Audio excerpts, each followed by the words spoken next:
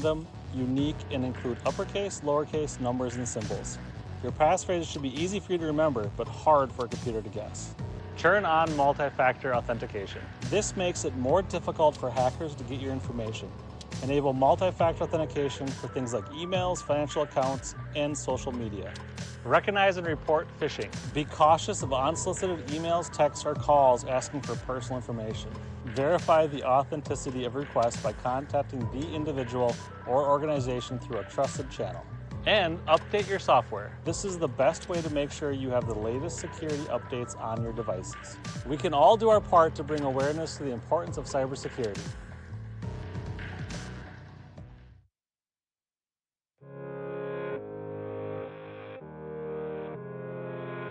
October 11th is County Financial Worker and Case Aid Day. These employees help provide Olmsted County residents with the resources and support needed to apply for medical assistance, food support, child care, and cash assistance programs. We want to thank Olmsted County's financial workers and case aides today and every day for their continued service to our community. If you would like more information on the support services that could be available to you, please visit olmstedcounty.gov or call 507-328-6500. You can also apply online at minbenefits.mn.gov. National Community Planning Month is celebrated in October. Olmsted County's Planning Department takes a comprehensive approach to all phases of the planning and community development process. We administer land use controls. We create geographical maps. We help protect the environment. We guide building projects. And we ensure codes and ordinances are being followed. Because your safety and health are our top priorities.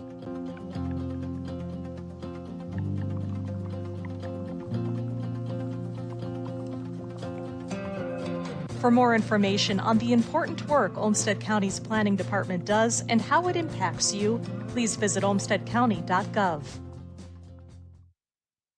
October is Domestic Violence Awareness Month. More than 10 million adults experience domestic violence each year in the United States. The Rochester Women's Shelter is a resource for victims of domestic violence and can be reached 24 hours a day at 507-285-1010. Victims of sexual assault can also contact the Victim Services Crisis Line at 507-289-0636. Victims are not alone. There is help for domestic violence.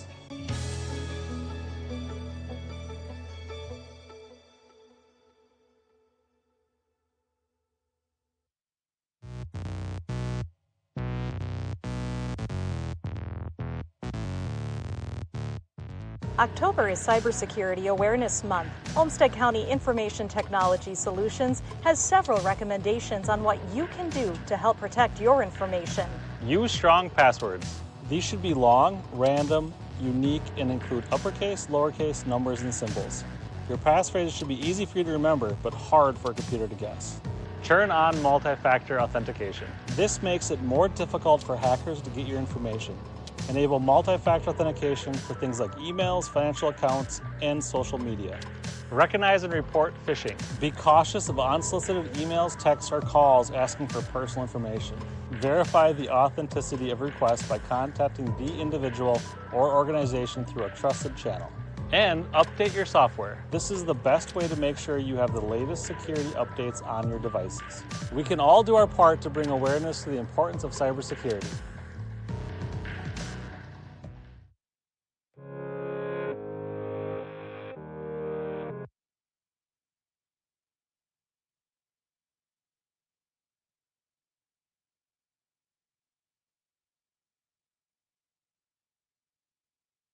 Board meeting, and we start our meeting with public comment. And I know that I have somebody here for public comment. He must have just stepped out for just a second. Michael asks for Michael LaPlante. His coat's here, so I know that he wanted to speak. But he went to the restroom. Yeah. Surely not. So, and we'll give Michael just a second here to come in. Yeah, but he's inside. Here's the guy. Mm-hmm. He's all plot. Yep, I figured.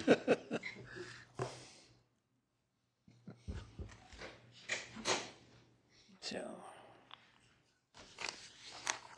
Mm-hmm.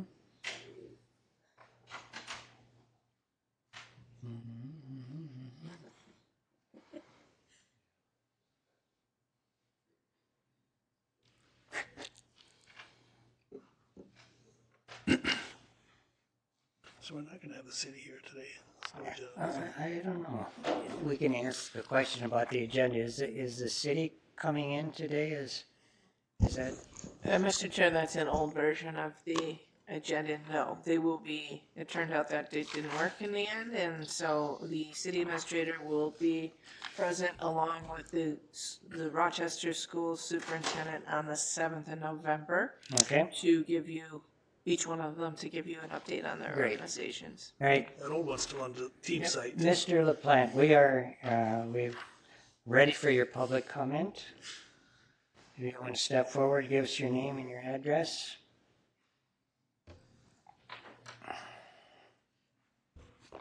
My name is Michael LaPlante. I didn't expect to be up this soon. I live at 1143 3.5 Street, Southeast Rochester. And I came here just to state my opposition to the homeless shelter in the middle of my neighborhood. I was outraged and disappointed by news that Olmsted County and city leaders had once again bypassed the neighborhood association and decision-making process that would impact our neighborhood. Once again, it appears we were victims of the old whoop story where we forgot to include you in the process in a decision that we knew was going to impact your neighborhood. This time it was the recent revelation Olmsted County had been in negotiations with Jeff Alman to purchase residents of Old Town Hall for use as homeless facility. David Dunn, Planning and Housing Director for Olmsted County HRA, was at our September 12th neighborhood meeting to discuss the proposed acquisition of residents at Old Town Hall for use as a homeless facility. It became readily apparent in the presentation that the presentation not be given the thorough, hard look it should have been given. It seems that instead the proposal was a hastily planned effort that was put on a fast track to meet a looming grant deadline. Subsequent neighborhood meetings have since revealed a seemingly concerted effort by the city and county to exclude our neighborhood association from involvement in a very serious issue that would, without a doubt, have a negative impact on our single-family residential neighborhood. It's unrealistic to think that dropping a homeless shelter in the middle of a residential neighborhood isn't going to increase related homeless public safety and public health issues for our neighborhood. It's also unrealistic to think that providing housing without meaningful, user-friendly ancillary services such as mental health programs and chemical dependency programs for Rochester's homeless is going to take care of the problem. It would be a wiser investment of time, resources, and money to create an all-inclusive one-stop shop campus for easy access to our homeless population. A logical, more realistic location would be east of the city, on or near the government services campus, where services such as Damascus Way, Olmsted County Public Health, Olmsted County Veterans Services, Olmsted County Medical Assistance, Olmsted County Child and Family Services, Olmsted County Community Services, Olmsted County Housing Authority, Olmsted County Community Action Program, Silver Creek Corner House, and the Southeast Regional Crisis Center already exists. Moreover, there is more open space for expansion of existing and or additional services that would provide medical and mental health institutions or health services, chemical dependency counseling, employment and financial counseling, etc. The idea is to make the labor-intensive bureaucratic process of getting back on their feet as smooth as possible. Instead of tracking all over Rochester at appointments at various departments, a challenging task for anyone without a car. Clients can do everything in one place. A place like this already exists, and Rochester has a good start on it and could replicate and build on seemingly successful effort in tackling our homeless problem. It's called Haven for Hope, and it is located in San Antonio, Texas. Haven for Hope and their partners address the root cause of homelessness by offering program tailored to the specific needs of the individual. Their approach is person-centered, trauma-informed, and recovery-oriented. The goal is to meet individuals where they are and support them as they move to a stable life path. Haven for Hope is a homeless outreach nonprofit in San Antonio that functions as a one-stop shop for homeless services, offering both housing and supportive services like counseling, rehabilitation, job skill management on a single campus. Incidentally, the organization's model has been credited with 77% reduction in homelessness in San Antonio.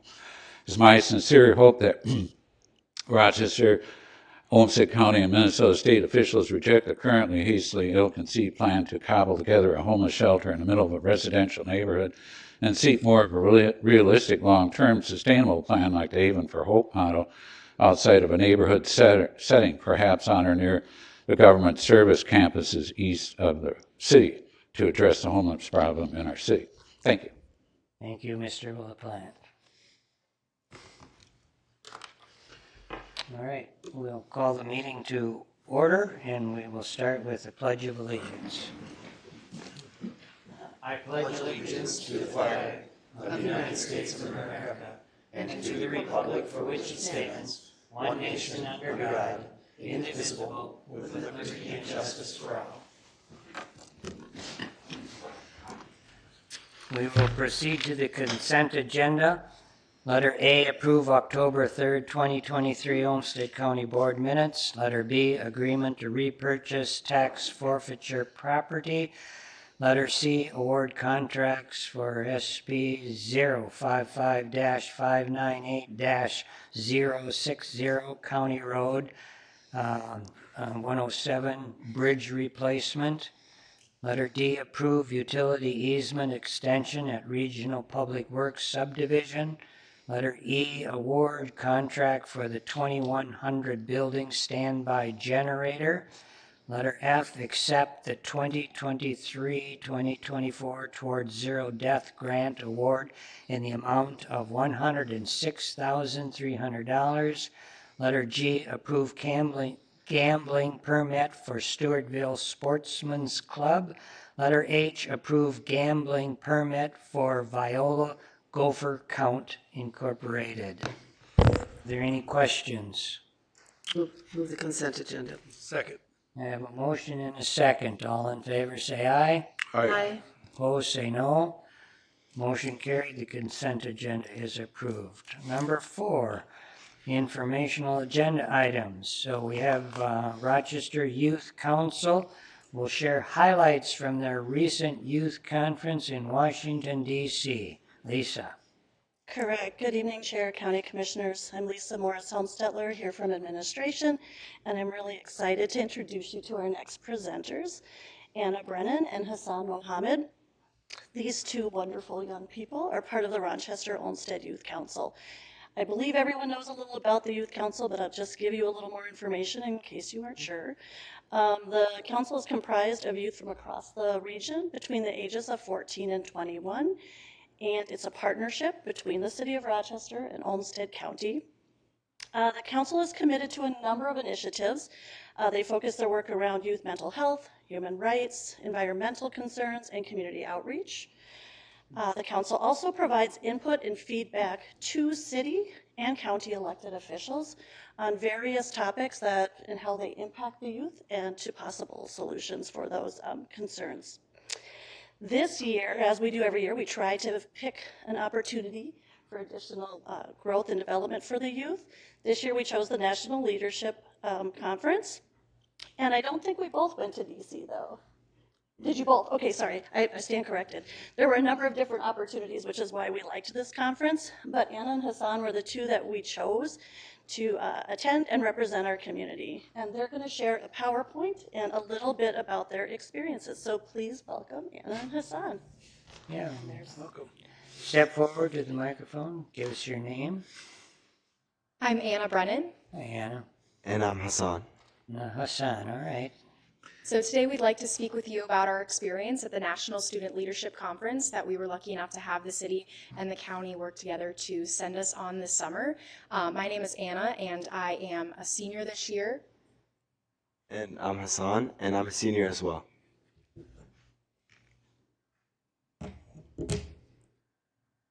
What is the National Student Leadership Conference?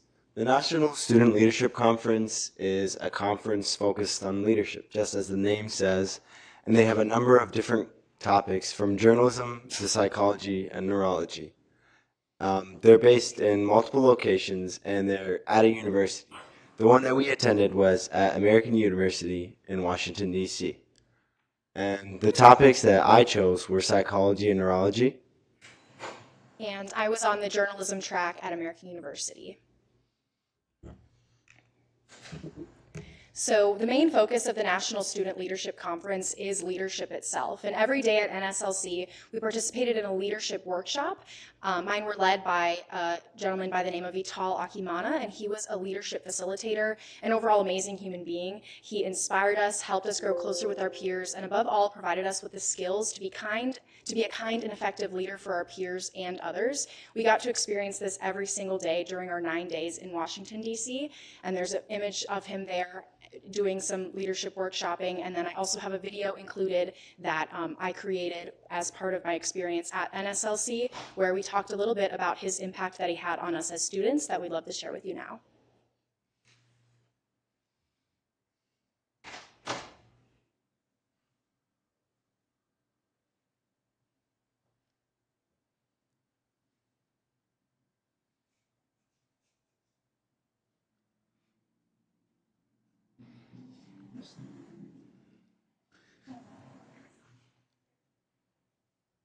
Our NSLC student is now a leadership facilitator. As Perla Maria Tanus reports, Vital Akimana wants to now share his message of awareness and influence through his journeys. In addition to NSLC's curriculum comes a unique take on motivational lectures. As part of the communication program, students have the opportunity to attend sessions with leadership facilitator Vital Akimana and learn about what it means to be a leader in today's world. An important part of Vital's lessons comes from the teachings of an African philosophy. Like, no human is an island in on themselves. Is basically that concept of Ubuntu, that you exist as a human being because other human beings exist, to define what being human is. His depiction of it is really, really touching. Students say they've already adapted Vital's teachings into their lives. I think that's something important that gets a little bit overlooked. Everyone's talking about working together to write a story, but no one's talking about once the story's over, what are you guys doing together? Vital's stories and lessons impact more than just students. The TAs learn from him too. Generally speaking, it's the fact that after all of that trauma, you can still stand up and be an outstanding person and an outstanding leader. At the heart of my culture, the drum is the heartbeat, right? And so if you're playing this heartbeat, you're inviting people to a most vulnerable part of who you are, that heartbeat. That you're enough. You've got everything that you ever could need.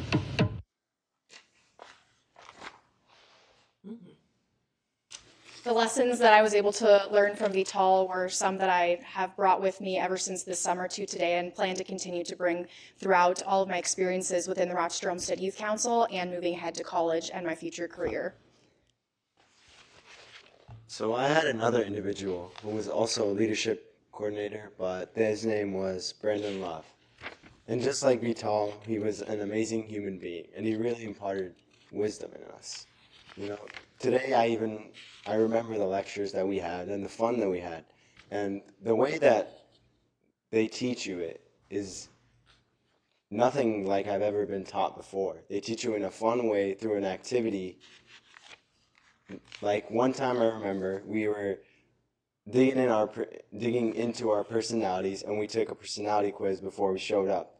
There was owl style, lion style, koala style, and all different styles, and they all meant koala style was being passive and just being agreeable and moving on. Lion was dominating, but overall in the end we learned that you need to use all the styles whenever. Sometimes you need to be a koala style, you need to just agree and move on. Sometimes you need to dominate and be a lion style. Sometimes you need to be an owl style and think logically.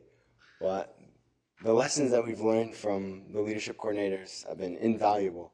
And every day I try to incorporate them into my day. And still I struggle with doing so.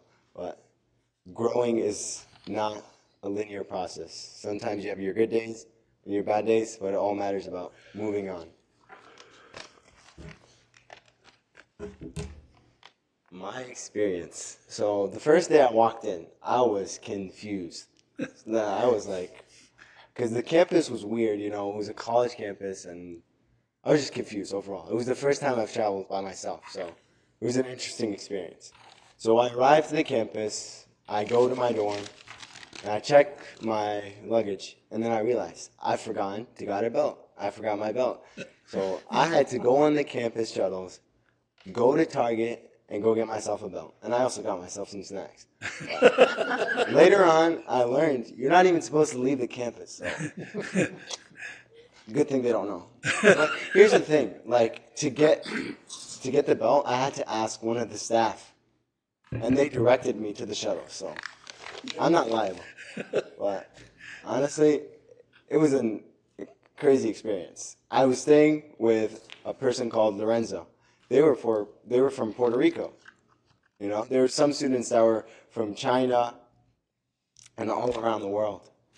But I remember you're with a group, and your group is like, it's a TA group, right? And that's who I am pictured in, with individuals in the middle. That was my TA group, you know. In the first meeting, we played a name game where it's like, oh, my name's Hassan, and I'm bringing hot dogs, and we just kept going on and on and on. But at first, we were just random individuals, you know. It was kind of awkward silence, not a lot of people talking. But by the end, we were truly a crew, you know. We even did a talent show where we like did this whole routine, and it was like at the beginning we did like pyramids, and then it was a whole thing. But it was good, trust me. But there was a talent show, and I mean, apart from that, it was just like it was a time to step out of my comfort zone, you know. Every leadership every leadership conference, every leadership lecture, every like event that we went to was an opportunity to grow, you know. And the thing that amazed me was that everyone was so vulnerable, you know.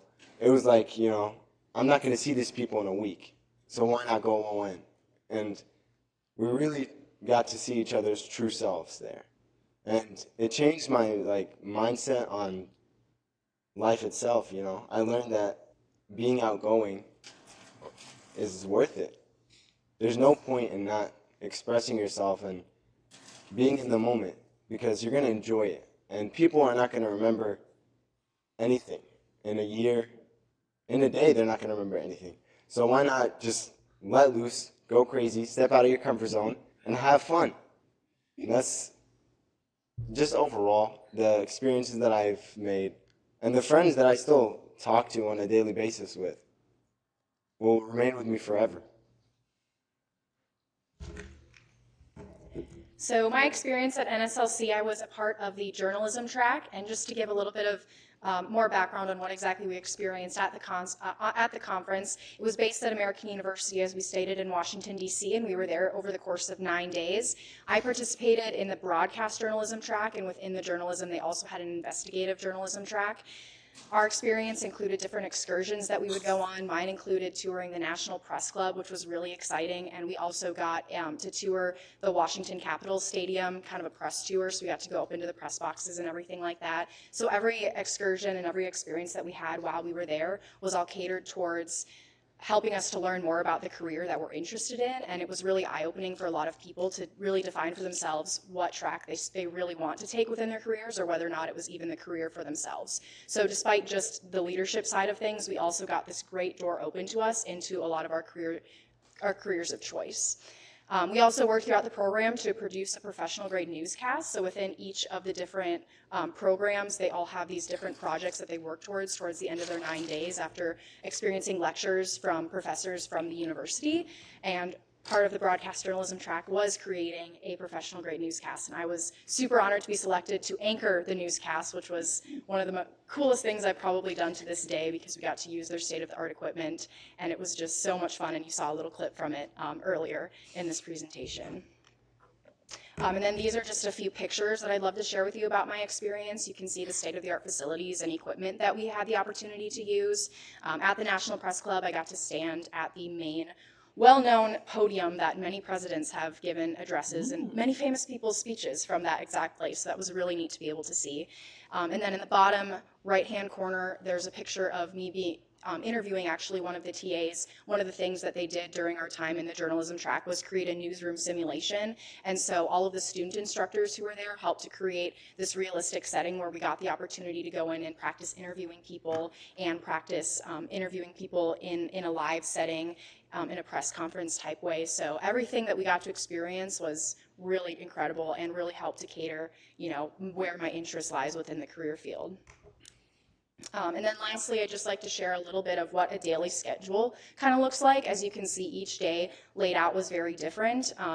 All of them had some sort of lecture. We would spend the mornings.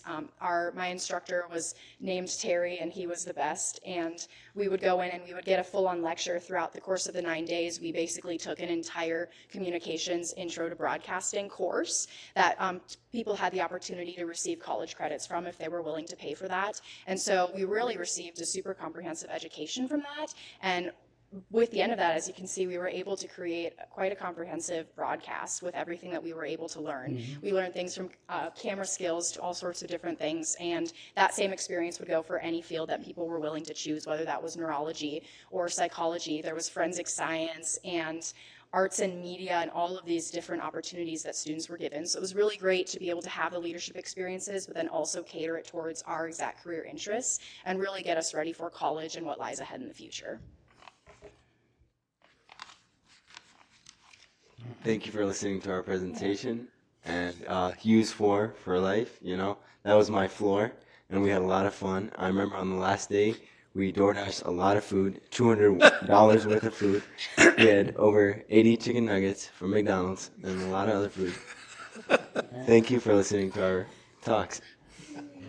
Thank you. Yeah, if you would just stay for a moment, does any of the commissioners have any questions? It's my pleasure to be the county commissioner to represent this board on the youth commission, and Hassan and Anna they're representative of the whole board. I mean, it's full of great youth that give me hope for the future. So thank you for your presentation. Could you tell us what high school you're going to right now and what your plans are next year? Yes, I'm from Byron High School. I'm currently a PSEO student at the University of Northwestern St. Paul, and my future plans are to attend college. I have 5 applications in right now, but I won't know until December, so we'll have to update you at a later date. Great. I plan to study journalism, though. I figured that. My name's Hassan, and I'm a senior at John Marshall, and I'm currently attending University of Minnesota Rochester as a PSEO student. And same as Anna, I'm planning to attend college, and go into either biology or neuroscience, just one of those fields. And I have 6 applications in.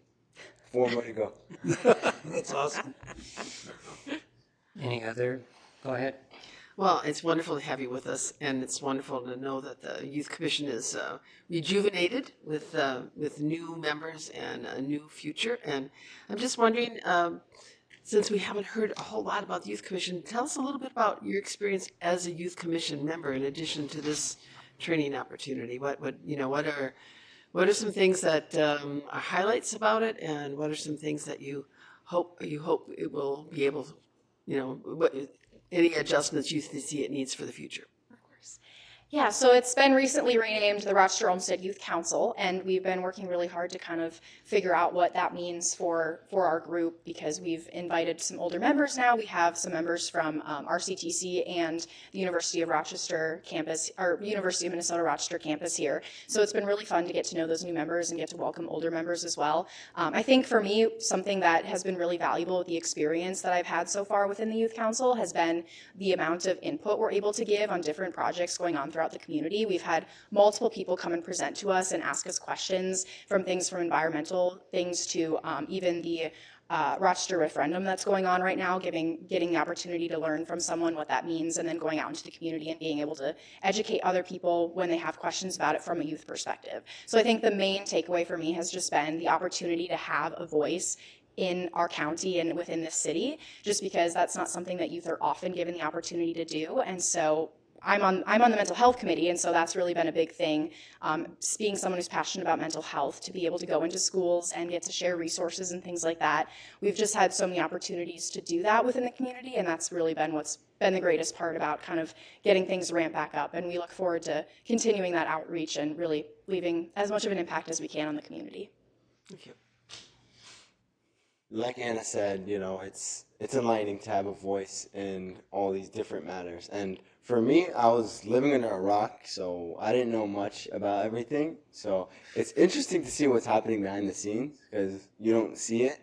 And I never knew that there were this many initiatives or even this many things happening all at once. So it's interesting to see that. And as a member of the community engagement group, we've started to ramp up because of COVID. We kind of got sidetracked. So we've been going out to events like the Back to School Blockbuster and Juneteenth and the parade, and we've just been collecting, feedback from the public and just seeing what they want to see in the community.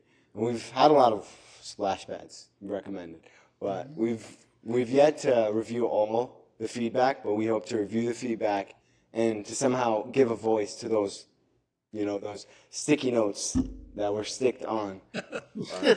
That's our hope. And apart from that, we hope to maybe participate in like schools and go to schools and just have like a form for them to fill out. We're thinking of maybe starting a website or something like that, just getting us on the digital and getting our voice out across like social media and more digitally, because we know that's how we're going to reach more youth. Thank you. Appreciate it. Mr. Chair, if I may. Go ahead, yes, please. Anna and Hassan, thank you for that presentation. I want to commend you on your clarity, your maturity, your composure. I know it's very stressful to do public speaking and to speak to an elected board.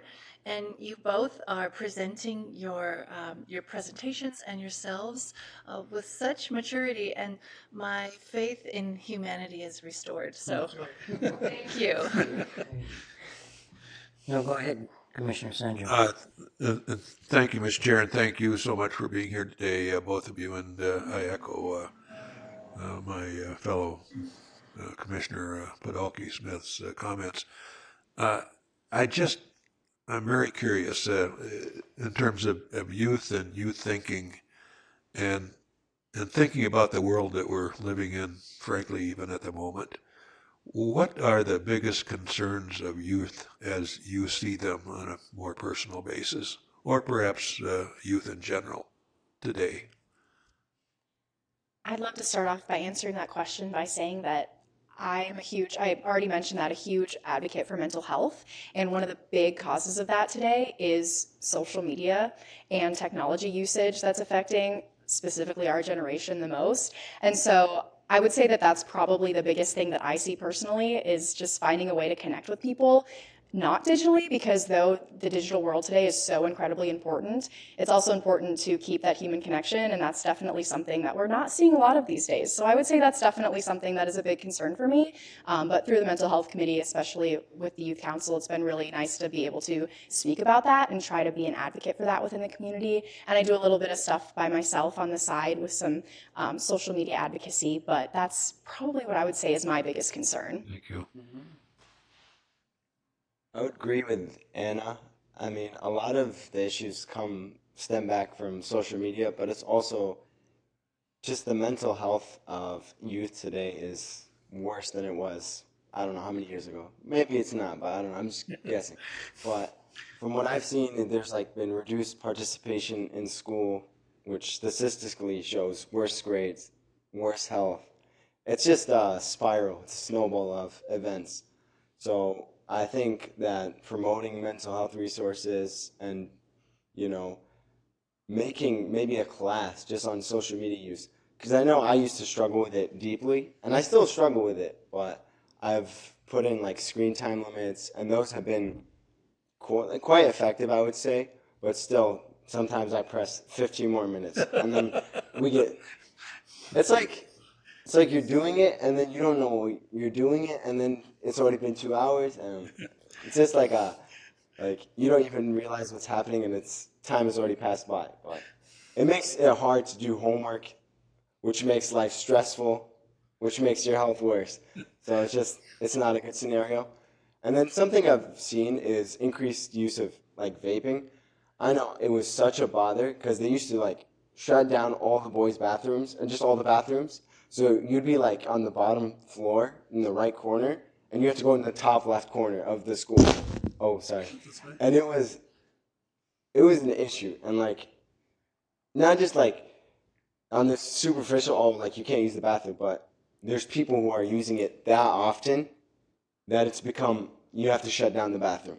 So that shows something. And I think that spirals back to mental health. And I mean, vaping is an addiction just as social media is an addiction.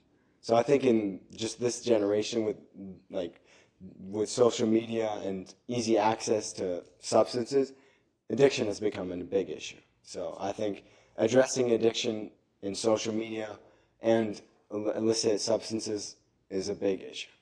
Thank you. Mr. Chair, thank you, and thank you so much. Any other commissioners have a question? I have two questions.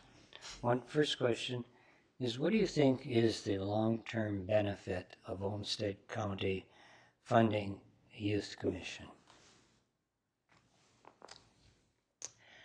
I would say that the main long-term benefit is ensuring that youth in our community have a place to have their voice and help support people to be able to speak out about what they see in the community happening from the youth perspective. Long term, that's really going to have a huge impact on the community just because youth voice is so important. There's so many things that adults and people in the government don't see and don't know. So funding youth council is really going to be something that will continue to make sure that youth in the community are able to share that voice with you and really be an outlet for people within the government who really have the power to make decisions, to have information they need to make those decisions, and make sure that they're affecting the entire community, not just adults, but also making sure that it's having a positive impact on the youth.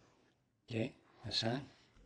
Like Anna said, it's a resource for the youth to give their voice and to give their input. And like I said, the youth are struggling, right now, and they're going to continue struggling, but having this resource where they can give their feedback is invaluable. Because, I mean, if I want to go to a different gym, I would ask someone who's at the gym, oh, how do you like it? I wouldn't ask someone who's going to a completely other gym, It's the same. If you want to know about youth issues, you have to ask youth. But how do you ask youth if you don't have something like a board or committee or just an organization where the youth can be? Mm-hmm. Well, thank you. I'll be looking for your journalism in the future and the impact on society that you will have. So Hassan, my last question is for you. In that now that you've studied styles and that you've spent time with Commissioner Tyne, would you say that his style is one of like an armadillo, a hedgehog, a fire ant, or a penguin? What would you say is his style? I don't know. Like for me, I think he's a panda. A panda because he's like, pandas are funny and they're Panda. nice. That's I a think good one. a panda's or what is it? A red, what is the red bear called? Red panda. Yeah, a red panda. Red panda. That's I think that's Okay. perfect. Well, that's really good because I want you to know that you have now named him for life. So At least it's a red panda. Yeah, that's right. I appreciate that. I've been called worse. So. Thank you very much for your presentation, and I'm really happy that you had a great experience. And Thank you. We'll look forward.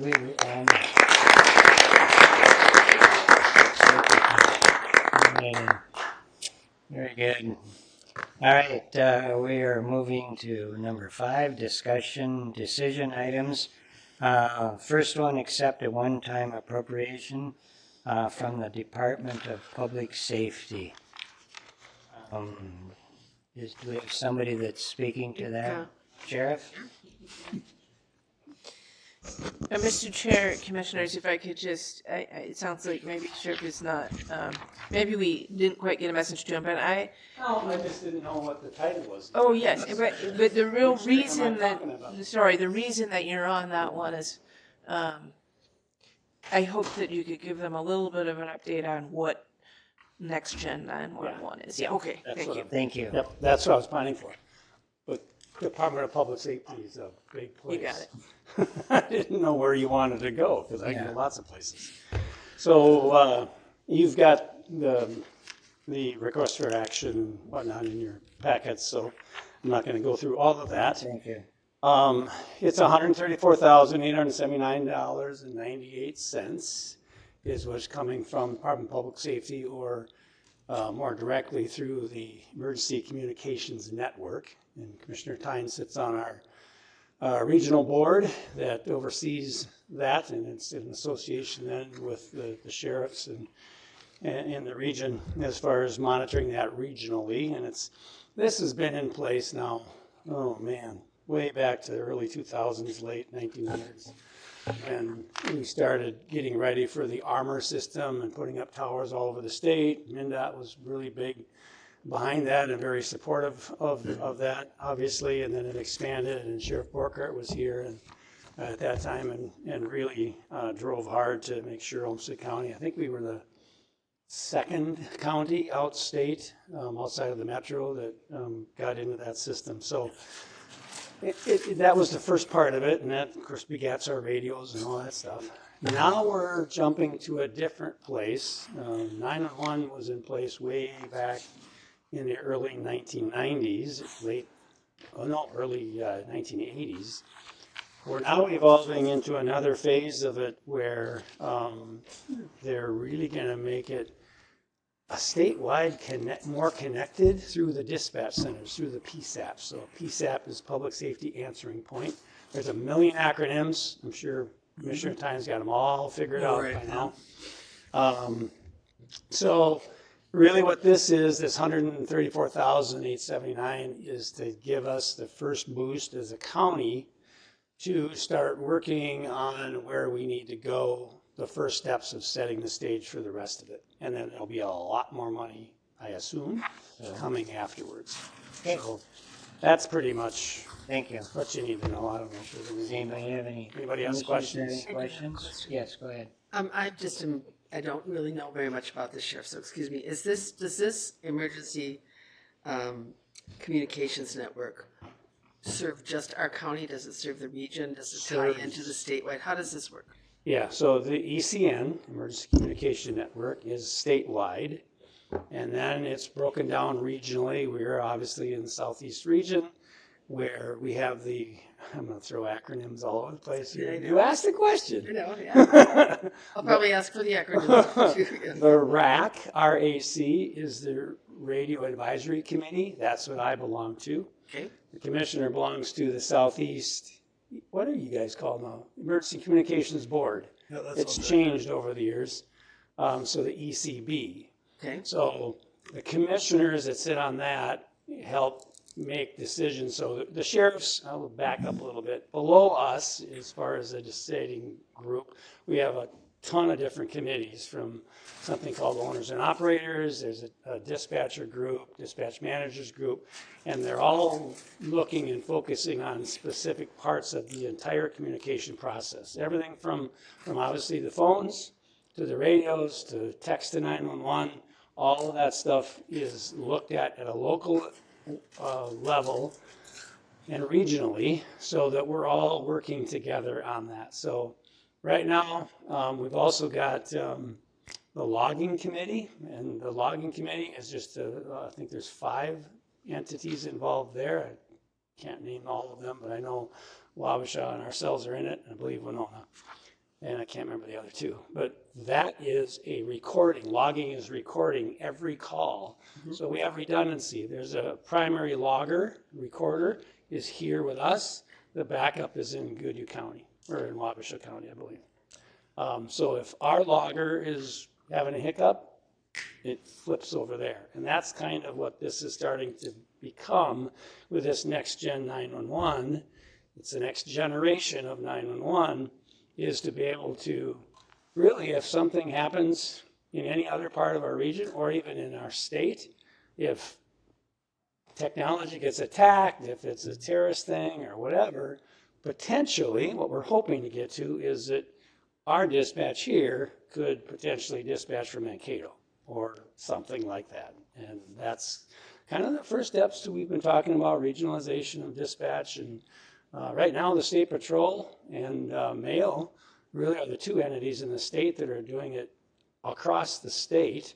Our dispatch, there's only 2 dispatch centers in the state of Minnesota for the State Patrol. And they dispatch out of here and out of Roseville. And Rochester dispatches for the whole southern tier of the state and then up the west side all the way up to Thief River Falls, if I'm not mistaken. So the Rochester dispatches are sending calls to, cops up there or troopers up there and connecting and doing that. The same thing with Mayo. They dispatch out of here all the way up to Duluth and other places. So it's already got a kind of a format, in a sense, or a roadmap, so to speak, on how to do it. It's now we got to build it up and get it there. And there's money that's going to come from the feds, obviously, because this is a nationwide project, technically. And we've been talking about it for all of my time as sheriff, and even while I was emergency manager, it was starting to be talked about. So it's been in the works for quite some time. Now the money has finally started to come. So are we, and just again, you'll probably be disappointed in how little I know here, but are we, is our dispatch then one of the central ones for the entire state then? Because you just described the Southeast. My understanding is each county is going to need to, is going to get some money. Okay. Except the same kind of, and at first it's just a matter of all of us getting connected. Okay. So that we are regional and then statewide and we build out in that. So we're not being asked to take on a leadership role for the state of Minnesota. We're being asked to build our own capacity to network in with the other counties across the state of Minnesota. That's the first step. And with the State Patrol. Right. That's the first step. Yep. And this is we're fairly assured, I mean, that this is, you seem very confident that this is the first step in really doing what's been needed for a long time. And there's a commitment. Well, it's technology is available now.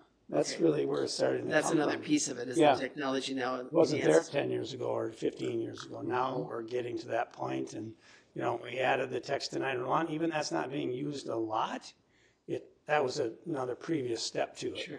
We got the technology for that now. Let's try it, and we were one of the folks or the dispatch centers that tested that in the beginning. So we've always kind of been on that front end of it for Southeast Minnesota is what we do, but we'll see. This time though, you're right. Every PSAP, public safety answering point in the region is getting a certain amount of money. And I think it's, if I remember right, and fill in whatever you want, Commissioner. Yep. I think it is population based, obviously, those kind of things, as most things come down from the state and the feds, as far as how much money is there. Yeah, I have no idea on that part. Okay, all right. Well, we were, those of us who attended the AMC Policy Committee meeting heard a presentation about at a plenary session, and so it's alerted us to think more about it, maybe, at least for me. And I think the example was 2 western Minnesota counties where they're sharing their dispatch that they didn't before. Yeah. And what was surprising is they didn't have to be adjoining counties. No. And so they were talking about the savings to the local taxpayer of this rural area, but connecting in. And so that's sort of becoming the model, evidently, right? That we're trying to build this network capacity and put the dispatch function where you have the most manpower and expertise to carry it out. Right, and we can do some of that now. Mm-hmm. I think it was Winona County recently had some changes going on over there because they're building their new detention center, and their dispatch center is actually going to be their master control for their detention center. So they were doing, I was just over there and visited a couple weeks ago, and they had to knock that group out and putting in their whole new system. And so they were dispatching over here in our backup PSAP for a little while. So some of it's already in play, and they can switch that just by getting the phones and switching the radio systems so they can do that kind of talk. So I didn't hear any screams that it wasn't working well enough. So even though our backup PSAP is not to the standard of the primary PSAP, it's still functional in that way. So we're already doing some of those things. This is just going to really broaden it far more and make the capabilities even better. Well, thank you for the opportunity to learn a little bit about Sure. it today too. So Yeah, well, I don't know enough. I'm just trying to talk smart tonight. So there's a lot out there. Trust me with this. It's a big deal. I'm real thankful that Commissioner Tyne, like we had with Commissioner Brown, we need a consistent person sitting there, because you don't just step in every other year with a new commissioner and say, okay, I got this. It's not that way. It's not possible. So Big learning curve. thank you. Huge learning curve. All right. I'll make a motion to accept that grant. Yeah, thank you. I'll second. All right, I have a motion and a second. All in favor say aye. Aye. All opposed say no. Motion carries. All right, so we are at the beginning of our planning stage. So, very good. Letter B, we're going to set the public hearing date for prohibited use of cannabis products in public places ordinance for November 7th, 2023. And Denise Daniels is here to tell us about the ordinance as it is. Thank you. Yeah, good evening, Chairman of the Board, Commissioners, Denise Daniels, Director of Public Health. We are back this evening, can you see if that, thank you, to go over a proposed ordinance around cannabis, the use of cannabis products in public places. You can advance to the next slide, please.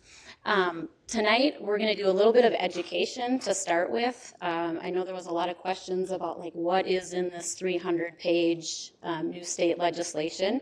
There's a lot in there, so we're going to try to level set there. Go over what we do have the capability and the authority to do at the local level as well. And then Tom Knan from the County Attorney's Office is going to go over specific pieces of the ordinance that we're proposing, and then hopefully be able to set a public hearing tonight. So if you want to go ahead and advance to the next slide, please. So I want to be very clear about what our focus is for this evening, because as you heard in the past, there's going to be a lot of different moving parts that we'll need to address coming out of the state legislation. So the focus of today is truly around an ordinance on where cannabis can and cannot be used in our local jurisdiction. In the future, we'll talk about how many businesses are we going to license, what will the registration fees look like, what will that process look like, where are we going to allow these businesses to be located, et cetera. But the focus of tonight will be on the actual public use ordinance. All right, next slide, please.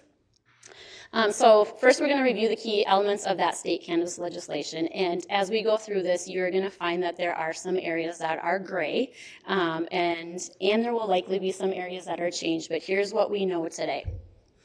So just to level set, want to make sure you understand the definition of the actual, the terms that we're talking about. So cannabis, which was legalized this past year in 2023, refers to all the products that are derived from the cannabis sativa. So it's the plant, right? This cannabis, or others refer to it marijuana, pot, however you want to address it. This is where we see the higher levels of the THC. This is where we see where this has an effect on individuals' behavior, capacity, et cetera. Cannabinoids, which can be an interesting term, was actually legalized in Minnesota in 2022. And these are those lower potency hemp edibles, right? And so they are not considered a drug. They are meant for the purpose of like eating, drinking, etc. And so wanted to make sure that we were able to level set on those two terms, because I think they can easily be interchanged and become confusing for people. So if you want to advance to the next slide, please. Also want to make it very clear that in order to have personal possession, you must be 21 years of age or older. It is currently illegal for anyone under the age of 21 to possess, use, etc. cannabis. So what are the limits? And this can get, like, this will be really interesting, and this is where I have sympathy, empathy, all of the terms for our law enforcement. But if you're 21 years or older, you can possess a cannabis flower, right? So think of the plant. You can have up to 2 ounces in public. You can have 2 pounds in your private residence, which can look like 4 flowering plants or 4 mature plants and 4 not. And just a little trivia for you over here on the side. How much cannabis do you think is on this scale? 8 ounces. This is 2 ounces, so think about 2 pounds in your residence. Wow. Okay. You can have up to 8 grams of cannabis concentrate. And of the lower edible ones, the cannabinoids, they can be infused with more than 800 milligrams of THC in them. All of this is eventually supposed to be regulated and monitored by the Office of Cannabis Management, which is a new agency, a new department that has been set up that they're currently in the process of hiring. This agency will also be responsible for setting up many of the rules and regulations around some of the other stuff that we were addressing in the bullet points earlier. Next slide, please. So where can people use? So this gets a little bit, I shouldn't use the word hazy, but this gets a little bit interesting. So right now, state law says it's allowed in private residence, including yards, private property not generally accessible to the public, and on premises of licensed establishments or events. And so that's something we're going to be able to, again, further down the line bullet, decide what does that look like in our community. Where it's not currently allowed and is already in the state the state law is it's not allowed in public schools. It's not allowed in a motor vehicle. It cannot be opened a package can't be opened in a motor vehicle. It's not allowed in correctional facilities, and businesses can't give products away as samples or promotions. So if you think back to some of our days in tobacco, some of the establishments were able to give out samples. That will not be allowed. For the most part, and I will address this later, it is not allowed in workplaces. We are working on some of our own policy here around that, but I'll come back to that. So if you want to go on to the next slide. Other places it's not allowed. The use of cannabis, if it results in smoke, aerosol, vapor, it is prohibited in places where smoking is already prohibited under the Minnesota Clean Indoor Air Act. So an example, think about restaurants and bars. It is also not allowed in places where vapor or smoke could be inhaled by a minor. And I think this one is going to be interesting as well when I think of our law enforcement. So can't be in places where it can be inhaled by a minor. A local park, a town festival, right? So that will be interesting as we move forward as well. You want to advance to the next slide, please? Multi-family unit housing. This one is currently being debated amongst many different legal entities right now. But as we read it, before March 1st of 2025, currently in the state language, landlords can either allow the smoking or vaping of cannabis in the building, including individual units. The landlords can prohibit it, or they can, and lastly, cannabis cannot be smoked or vaped in any place where a minor may inhale or smoke or inhale the smoke or aerosol, including a private home. So again, this gets really interesting when you look at, you can in a private home, but you can't around a kid, and the monitoring and enforcement of that is going to be really, really interesting. But I want to also let you know that after March 1st, 2025, the current verbiage is that the new law will ban smoking and vaping of cannabis in multifamily housing buildings, except for the use of medical cannabis products. So they're almost looking at it as giving a grace period, if you will, until 2025, where it will, once March of 2025 hits, it will now be illegal. So between now and 2025, it's okay, except for if it's in the presence of children or minors. So just something to keep in mind there. Because cannabis is still illegal federally, our Department of Housing and Urban Development prohibits it in those housing units. So it does include those who use medical cannabis as well, which I found very interesting. Yeah, Commissioner. Does that include Section 8 housing? Does that include publicly owned housing, or is it what aspect of HUD housing? Tom, I think anything that's federal dollars, but I think generally that's correct. Anything that's federally subsidized, yeah. So all Section 8 housing, so that the housing that we use federal Section 8 dollars for it would be prohibited, but the money that comes from the state of Minnesota for for rental assistance, it wouldn't be prohibited? I think that's generally correct, but it's a gray area, admittedly. So the housing that we own, yes, the public housing that we own has a certain amount of HUD connections, so then it would be prohibited in the housing that we own. correct. Okay. And Mr. Chair, if I may? Yes. Ms. Daniels, with regard to HUD housing, is that limited to smoking and vaping, or does that include the consuming edible cannabis or cannabinoids? My understanding is all, because they're still considered illegal federally. Right. Correct. Thank you. Thank you. I thought you said cannabinoids weren't a drug. More milligrams. Depends on definition and where you're dealing, but yeah, in our state definitions. Okay. Mm-hmm. All right. I told you this was going to be. All right, next slide, please. Oh, you're already there. Thank you. Other restrictions to consider. We've already talked about you cannot operate a motor vehicle under the influence. Can't give it to a person under 21. Can't give free samples or promotions. This is the one around employment that can an employer. So family or group family daycares must disclose if cannabis use is allowed outside hours of operation in their home. So if they're using cannabis outside of their normal operating hours, the state law says that they're to report that to the families.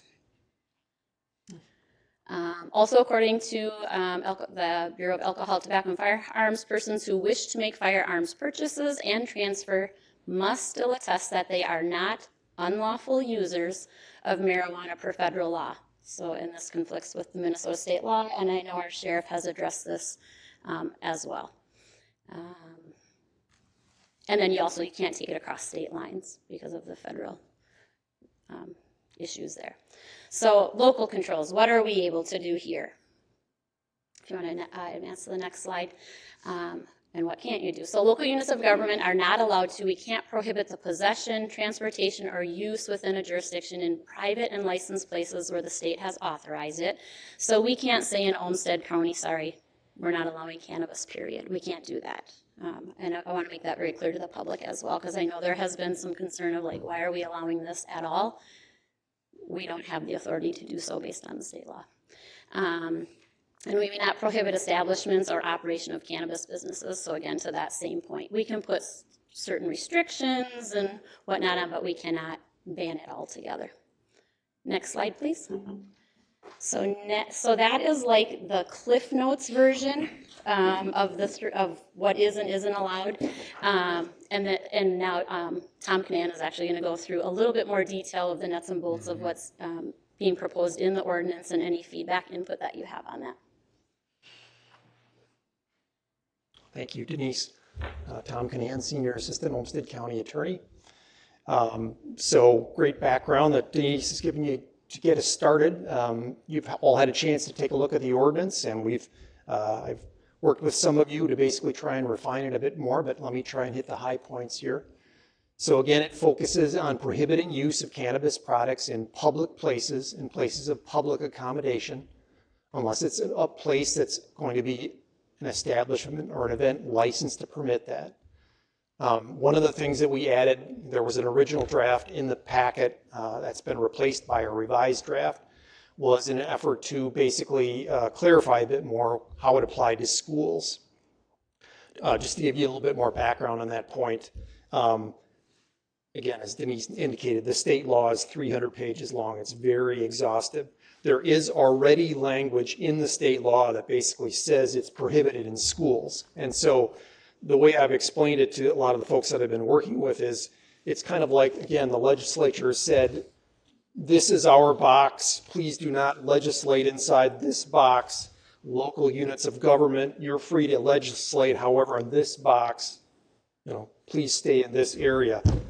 My concern is simply that, the state to some extent has spoken by saying, already putting in the cannabis legislation, we've already prohibited it in schools.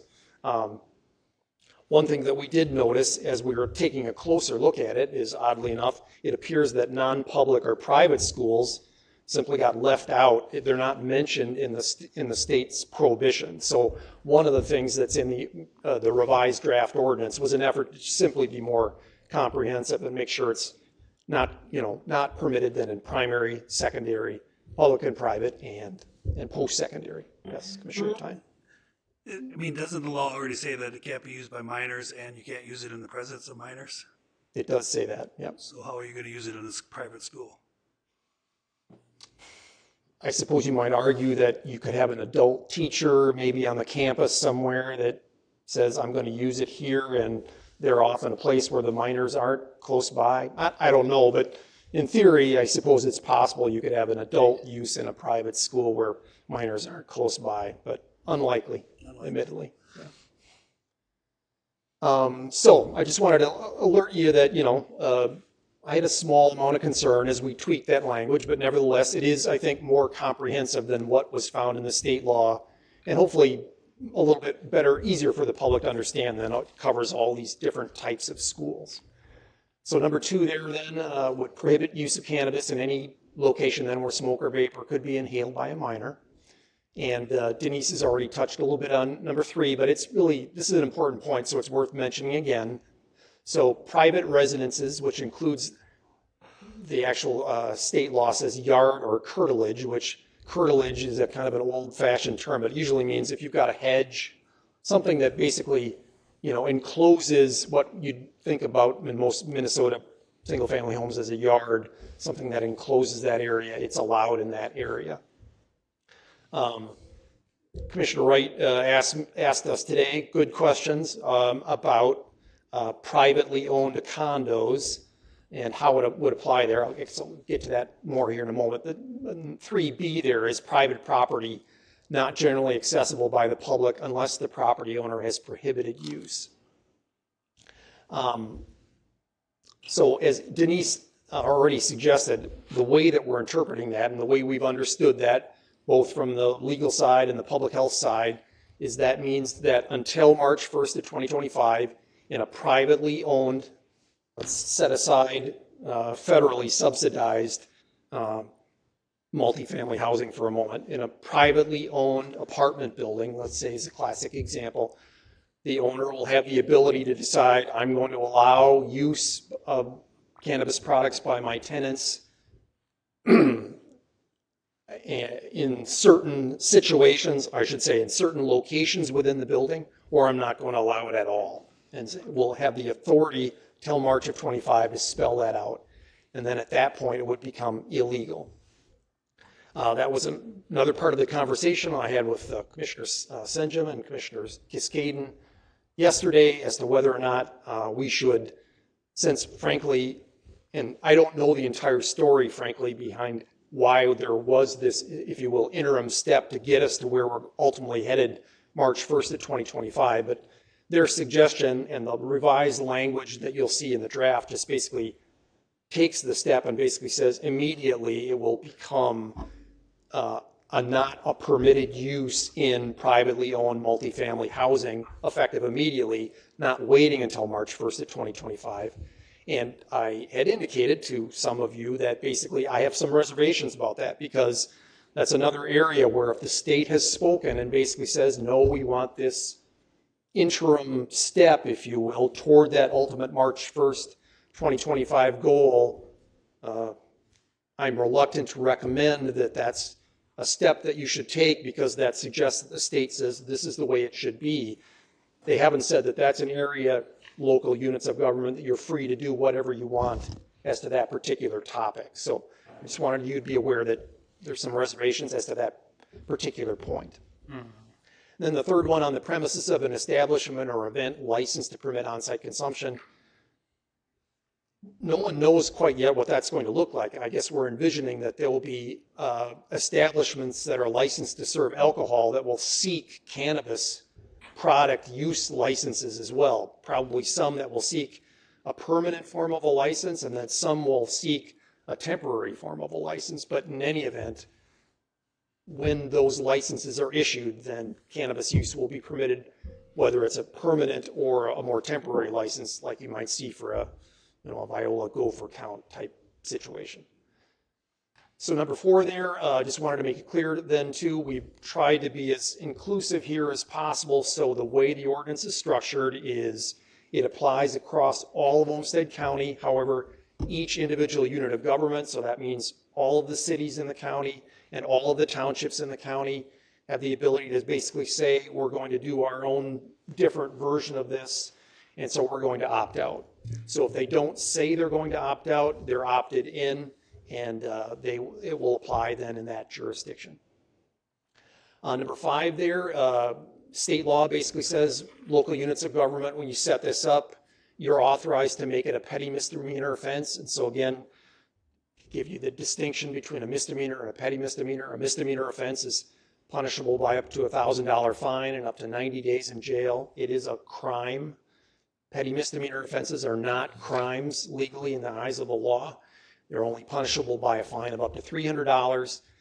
And we also added a provision in there for community work service at public health suggestion. So it was clear that it didn't have to be a monetary fine. It could certainly be a community work service if they find that that's appropriate. So number 6 and 7, I've added to an earlier draft of this. So again, just to kind of get you thinking about what the issues that remain to be decided are. Number 6 then, whether or not to include edibles. The original draft ordinance basically banned the use of edible cannabis products in public places along with the other types of products. This revised draft allows use of edibles in public places. And then number 7, I've really already touched on that, but it'll be up to you then to decide whether or not that ban on use of cannabis products in multi-unit apartment buildings will go into effect. And again, typically, there'll be a bit of a delay here because public health, I can't even recall, Denise, what we settled on for an effective date because it's been kind of a moving target, a month-ish. So a month or so basically to give public health time to finish their public education campaign so we can educate the public on exactly kind of what the new ordinance requires and make sure that the sheriff's office is, of course, prepared to do what they need to do to educate their constituents, if you will, to understand what their obligations are as well. So at this point, I guess I can turn it back to Denise or ask if there's any questions. Yes. Can you, on the revised document, the sentence that refers to the March 2025 that's in here, yeah, all right, well, I don't have the green. I don't know that anybody has, maybe they have green. I haven't, okay, that's fine. So that they can see where that is. And our choice would either be to include it in the ordinance or to not include it in this ordinance and wait till 2025. Correct. Okay, thank you. Point of clarification, Mr. Canan, did I hear you right with regard to 3B that potentially, hypothetically, if the board adopts an interim ordinance banning the use of cannabis in multifamily housing, that could be in violation of state statute or potentially? It's a subtle point I'm trying to make here. Basically, because the state has said, arguably, we're setting it up this way, that it's an interim step where the owners of these privately owned apartment buildings get to decide between now and March 1st, 2025. If the board takes the step now and says, we're not going to wait until March 1st of 2025, we're going to make it illegal right now, there's just some concern that someone might say that's contrary to what the state of Minnesota has said on that point. And as a result, that could be a problem, I guess is what I'm saying. Right. Could be sued. If they hadn't spoken at all, does that help? Then you're free to kind of apply what's in the best interest of the public. But they've, to some extent, spoken on this topic, I guess is what I'm saying. Does that help? Yes. Yes, thank you. Okay. Mr. Chair and Mr. Canet, Yes. but just to carry, my understanding has always been that a local unit of government has the authority to be more restrictive than state law, including this one. Is that not right? And in in my s- view, this to preclude the use of cannabis in multi-housing would be more restrictive, in my view at least. I'm aware in some parts of the law, like for example in the tobacco licensing context, there is specific language in the statute that says local units of government, you're free to be more restrictive. Again, this cannabis legislation is 300 pages long.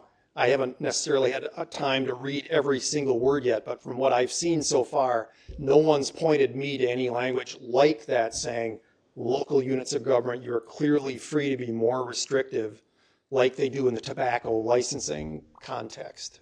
So, In fact, doesn't the law not allow us to be more restrictive when it comes to licensing businesses that sell cannabis? They say we have to have one license available for 12,500 people. We can't be more restrictive right, than this. as Denise had indicated, we'll have some ability to say you're not on a parcel that's zoned correctly for that kind of a business, or you may have gotten too many convictions in another state for selling cannabis products to minors.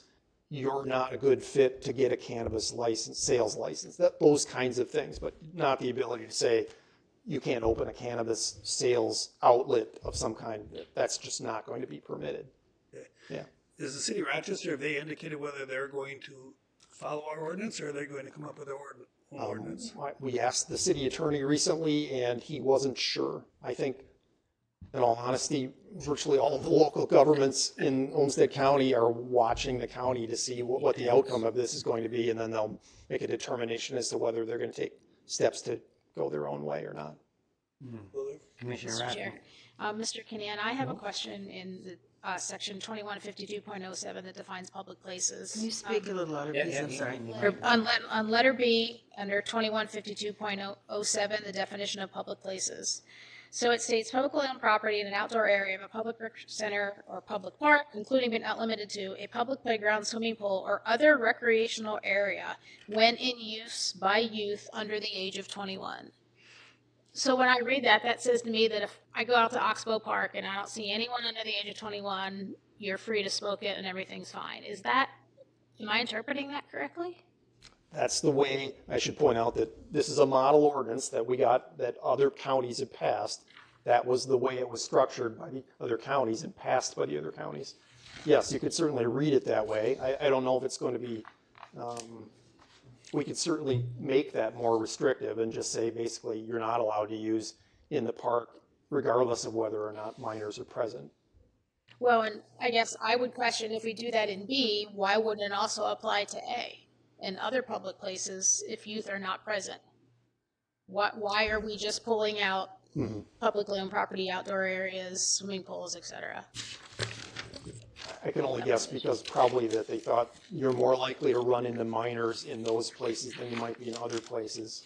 But I didn't draft the model ordinance that the other counties passed, so I don't know what the rationale was for structuring it that way. It's possible, Commissioner, that it's because I might want to be in an arena, an auditorium, and not be exposed to your smoke. So it's a clean indoor air act provision rather than related to minors being present in those places. I just think about how confusing it'd be. So you show up at Oxbow, you don't think you see anyone that's 21. You decide to light up. How do you enforce that? How do you even? I don't know. I mean, I think that's one of the issues for us to decide to. Mr. Kinnan has tried to keep close to what the state statute said so that our judgment isn't questioned because we're following state statute. But it doesn't mean that we can't choose to use a language that's more restrictive than state statute. What I understand from our conversation with Mr. Kinnan is that someone could challenge that. They could challenge our ordinance, and so his desire for us, and I hope I'm saying this correctly, Mr. Kinnan, his desire for us was to craft this as close to state statute as possible till things sort out so that we just have something in place and we don't face a legal challenge while we're all learning about cannabis and regulation. And then Commissioner Senjum and wanted the language to be a little clearer, so that the stuff in yellow is mostly be organized so that it's all together. It's the same language that that Mr. Conan used previously, but organized so that you don't have run-on paragraphs with multiple topics in one paragraph. But there really wasn't any policy change, except we added post-secondary education facilities, which Mr. Conan had noticed wasn't mentioned in the state statute. So public schools were mentioned, non-public schools weren't mentioned, and higher education institutions were not mentioned.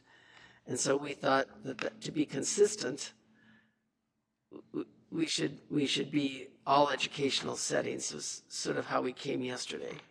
I'm speaking a little bit for Commissioner Senjum, who really was the instigator for saying we need to make this clearer. Does that help at all? Mm-hmm. Mm-hmm. It's like, do I get exposed if I go? If I don't care to be exposed, do I have to avoid public places, or are public places prohibited from having smoke, and then I can be smoke-free, kind of consistent with our smoke-free ordinance? Yeah. And the public schools question that Representative Time, Commissioner Time brought up is, our schools do rent out to other users. So you could have an adult basketball league, for instance, in the school, in a public school setting. They're using, kids aren't present, it's an adult basketball league. Same kind of thing. So it's, are we protecting people from being exposed to the smoke in public places or in their own homes? Right. It's very similar to the same language that we have for tobacco smoke. Right, there are some parallels. We did try to keep it parallel when we could. All right, Commissioner Tyne. Red Panda, I go by Red Panda. Red Panda. All right, hypothetical question. If I rent an apartment and I can't smoke in my home, I can't smoke at work, I can't smoke in my car, and I can't smoke in public, is this discriminatory? I've read, I'm not going to give you my own opinion because that's not appropriate, but I've read the argument has been made that, that this is somewhat discriminatory. The way the state crafted this, that you're able to use in a private single-family home, but you're potentially not going to be able to use in a private multi-family unit apartment building. That's not a call that I've made, of course. I'm just, but you're right, the argument's been made. So do we really want to preempt the law and make it illegal right from the start in Olmsted County and face that challenge ourselves, or do we want the state to face that challenge? Or we'll just wait for 2025 and let the state clarify it. I was going to say, in pointing out, of course, this isn't set in stone. You have the ability to come back in a year if there are things that, we're really trying to read the tea leaves and peer into the future. If it's not working, we'll bring it back to you and we'll fix the things that aren't working. Mm-hmm. So, sure. Mr. Chair, can I just go back to Commissioner Rossman's point? Because I think that it's really important. This is complicated, we all know that, and words are really important. But actually, the way that we have it in the ordinance proposed, at least to this body tonight, relative to youth in certain areas, be it parks or anywhere else, it says when the area is in use by a youth, and that could be a youth at the zoo and you're back in your camper at Oxbow, for instance. Whereas the statute itself says in any location where the smoke, aerosol, or vapor would be inhaled. That is a big difference. And all I'm saying is, as drafted in our proposed ordinance, we talk about being more restrictive or less restrictive. This is clearly more restrictive. And we choose to do it, at least in this proposed ordinance. And building on that, Mr. So Chair. my point is, should this be directed at inhalation as opposed to just some geographical area where somebody would be? It could be the Graham Park, it could be Oxbow, it could be Chester Woods, it could be, frankly, anywhere. Right. Removing the words "when in use" would make this statement, public place B, that you're referring to, even stricter. Yes, as it is, yes. If you struck that, Commissioner, and said where the smoke, aerosol, or vapor would be inhaled by a miner, I think that would make enforcement a lot easier, for instance, and put a lot of clarity into this. Mr. Chair, all I'm saying is that this is a work in progress, I think. Sure. We have a couple of weeks to do it. And to that, just because it's the first ordinance we've really gone in depth on, could you share a little bit on process? To your point, you said you'd bring it back in a year, maybe if we wanted to make changes, but we're gonna have a public hearing in a couple weeks. Do we not have the opportunity, based on those public comments and feedback, to make edits then? No, you're totally in control Okay. of this process. I want to be clear. Okay. And even though staff would like you to take action on November 7th, if you're truly not ready, while it's not totally desirable, pushing it off another couple of weeks won't be the end of the world. But no, typically, in fact, we've had some discussions about the process. Many of the local units of government across the state, across the country, have what's referred to as like a first reading and a second reading, where basically the ordinances in the city of Rochester uses this process as well, where basically it's brought up for the first time, you get an opportunity, just like you're getting tonight, to discuss it. Then you give input back to staff tweaks the ordinance, and then frankly, it's 99% hopefully ready to go, barring some last minute changes. So when it comes up for the public hearing, it's pretty much everyone knows what you're going to be voting on. The public knows what they're coming in to provide public comment on. Yeah. And then, hopefully the whole process at the second step of the process will go a little bit more smoothly. Sure. But you're in control of the timing. Yeah. Sorry. Are we required to have an ordinance? We are not required to have an ordinance. The state cannabis legislation just says we can pass one in this part of the law if we want to. So if we don't have an ordinance, then we just follow state law, which today we're following state law. If you don't pass an ordinance, then arguably use of cannabis products in public places will be okay. State law doesn't come into effect for anything until March 2025? No, mostly the March of 2025 parts will apply to licensing and all of the other aspects that haven't been established yet. So state law allows it in public places right now? It left a gray area. It basically said, we're not going to prohibit it in public places, but local units of government, if you want to step into this space and create some rules, you're free to do that. So if you choose not to create those rules, it will be a permitted use in public places. Yeah, if that's what you're asking. So there's some incentive to have an ordinance. With that being said, then we have the smoking. Yeah, can you ask your question? I'm sorry, I need to ask you a question out loud.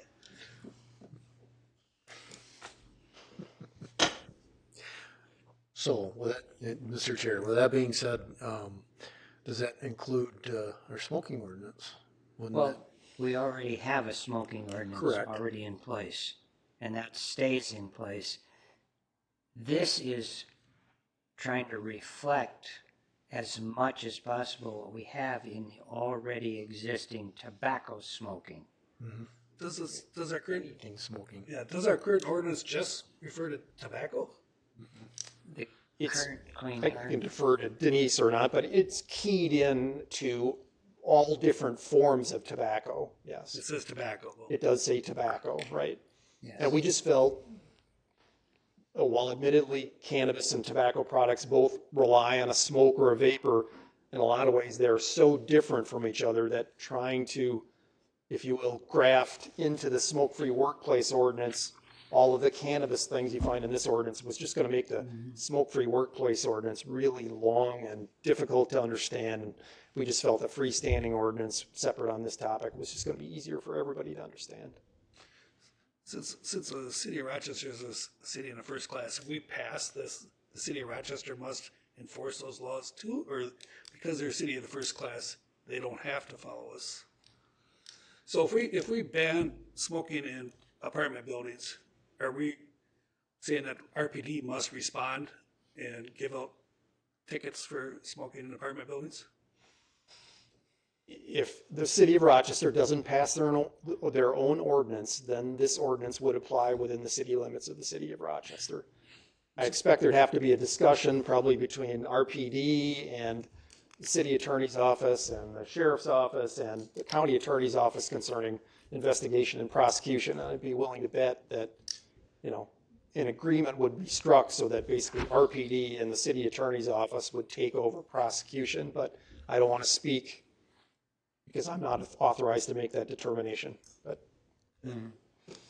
that's the way it's structured for many of the other offenses that are at this level, I guess is what I would say. So I would expect it would follow that pattern. Other questions? Well, Mr. Chair,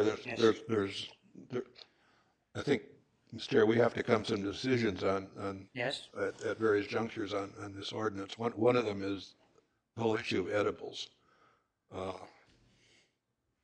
I believe as proposed in the document we have here tonight, edibles has been taken out, I believe, as I read it. But I would say in fairness to the body that it's in most of the other ordinances I've seen around the state of Minnesota. So we would be an outlier there. Now, I would just say to that, and from my perspective at least, what is the difference there being a bar or saloon having hard liquor drink or beer versus having an edible? A low potency edible, by the way, I'm sorry. But this is the decision the board has to make. Perhaps you want to include edibles in the document as being prohibited. Low potency edibles, I'm sorry. I'm not there. But we need to decide that one way or another. Mr. Cannon, are we prohibiting low? Yeah, I think I should clarify kind of where we were, because the first draft that was submitted that was in the packet prohibited edibles use in public places. Per your direction at the meeting we had yesterday, this draft would allow consumption of edibles in public places. Would it be easier just to amend our tobacco 21 just to say any plant? Well, like I said, we just felt that because this issue is complicated and it's got some different aspects to it that tobacco does not, that wasn't going to be the easiest route to go. Mr. Chair, if I may, could someone explain why edibles was removed from the ordinance? Mr. Chair, I could probably take that. Thank you. It was probably a reflection of my thoughts. I wasn't sure that I wanted to have it removed. I wanted to have it discussed amongst the board. It isn't in here. But in fairness of the body, we need to decide that. And it goes back to this thing about, Right. And these are low potency edibles Right. versus the others. Should they be prohibited in a bar, restaurant, picnic area, or anywhere else where you might otherwise have other substances that people would enjoy of an alcoholic nature? It's an open question. Well, yeah, it is an open question. Okay, I know you're tired of the argument. No, I'm not tired of the argument. I love the argument. I just like to hear all this stuff. I don't favor the prohibition of cannabis in private places. Right. Or it establishes they're already sold in bars. Right. So to prohibit their use in bars seems Right. goofy. That's up to the bar to decide whether they're going to prohibit its Right. use, not up to me. So I just want to say You that want to say anything from this a public health standpoint? Because this is an important point for public health, I think. Yeah, Go ahead, and Denise. I'll be honest, Chairman of the Board, Commissioners. Edibles was put into the model ordinance based on what they've learned in some of the other states that have passed legislation on this, where edibles and the access and the accidental ingestion, right? So you're at the picnic in the park and the kid grabs, right? They have tracked an increase, like 50% increase in Colorado to the Poison Control Center around accidental ingestion of edibles. Totally, as Mr. Cannon said, totally up to you right? On those. From a public health standpoint, we just look at it as a safety thing. We also look at it as the youth brain development and like we're trying to reduce as much access and exposure to it as possible. So that's why we put that in, to be honest. And I think that's why they put it in the model one. Entirely up to you what you decide on that. As far as the multi-unit housing, again, that was not in our model ordinance. That was through discussion amongst some commissioners. That will be up to you if you want to ban it from the start or if you want to just go with the state law of 2025. I think those are the biggest two issues right now for you to decide on. As Mr. Canan said, we can modify the language before the hearing to ensure it's in a place that's polished and in a place that you feel comfortable about. From a public health standpoint, we do take a strong stance on a recommendation of having a public use ordinance. It is modeled right for the exposure of the secondhand smoke, but in your private home, right, you're good there. They still say you shouldn't do it in front of your kids. How that will be enforced, we have questions on that as well. The public places, to the point of Commissioner Cascaden, the exposure to others of this unwanted substance, that is our big issue with it, and so that's why the public places. Within the state legislation, it's already around those who are under 21, so whether you leave that in our ordinance or not, it's already covered. We're just trying to be comprehensive based on the feedback we've provided so far. So if you want to go to the next slide. So really for us, we next steps are to direct us. If you're ready to publish for a notice for a public hearing or an intent to enact an ordinance, we would need to know on that, just because we have to get that in the paper, right? I mean, there are certain days we have to count back for that, for the legal portion of that. We will do that whatever your cadence is tonight. We are requesting that you set a public hearing for November 7th, but again, if you feel like you need more time, information, once you have your discussion and we make updates or changes based on tonight's discussion and you're still not comfortable, we can, you can let us know that. And then we would need you to determine the effective date, and then work on our side would be public education around this, like we've done on. Sure. So. Thank you. You're very welcome. All right, so some comments here. The sheriff needs to speak. Did you want to say something? He's just. Two things real quick. Yeah. One's editorial. Some, I'll just say that. You, Commissioner Senjum, sat on Public Safety Committee a couple times, and I was up there when you were still senator. And some of the discussion that's gone back 5, 6, I don't know how many years up in St. Paul was to limit the amount of contact law enforcement would have with the public related to marijuana. I think what you're seeing now, it's going to make it far more complicated, and in my opinion, far more contentious. And I know you're wrestling with this stuff right now. And we've been talking about this. I've been talking about it on behalf of the MSA for a while, and it's just really frustrating to sit back there and do that. So that's the editorial piece.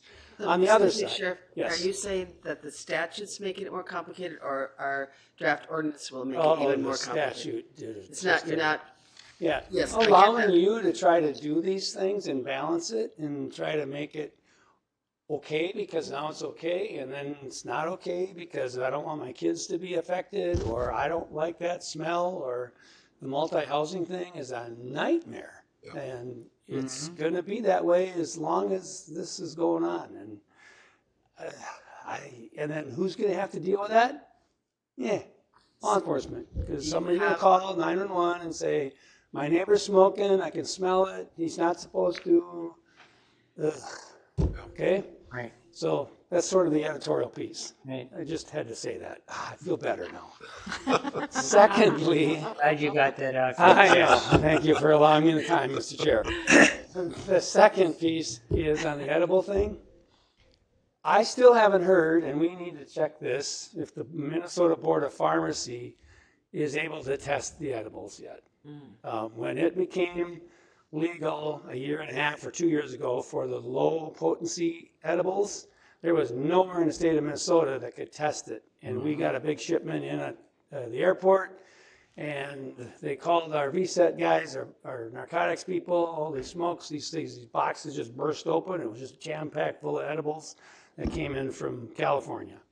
And we didn't know, okay, is this the low potency stuff? Is this the real stuff? Is it, what is this thing?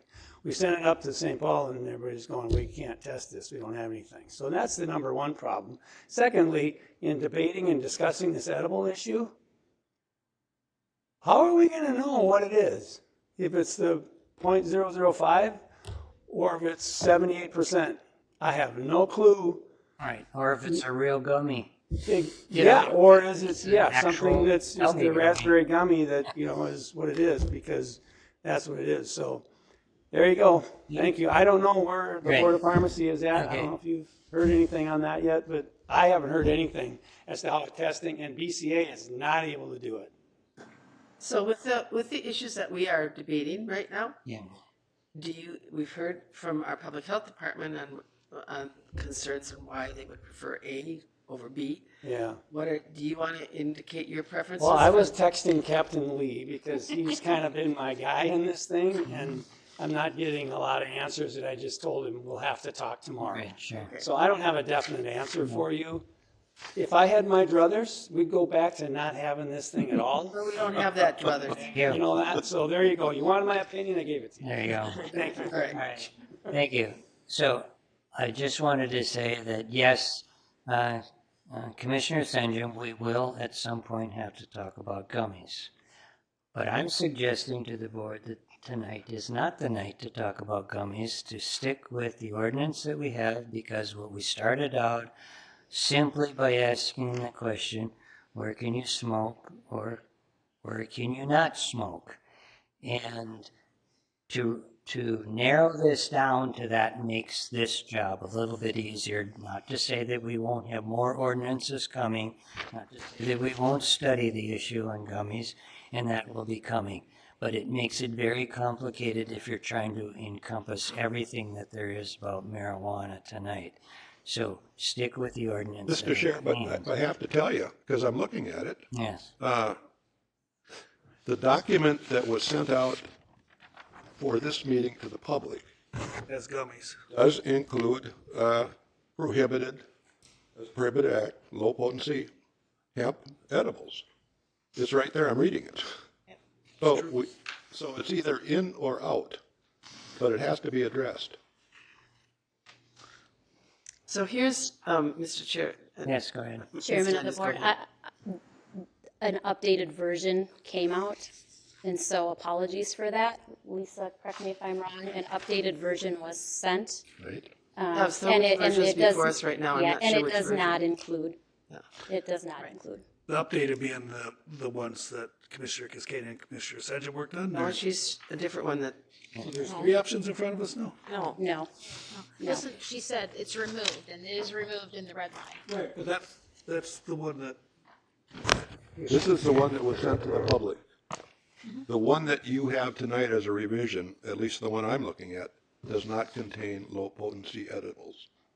So the one we have before, the one we want before you for consideration tonight is the updated one where the edibles is removed.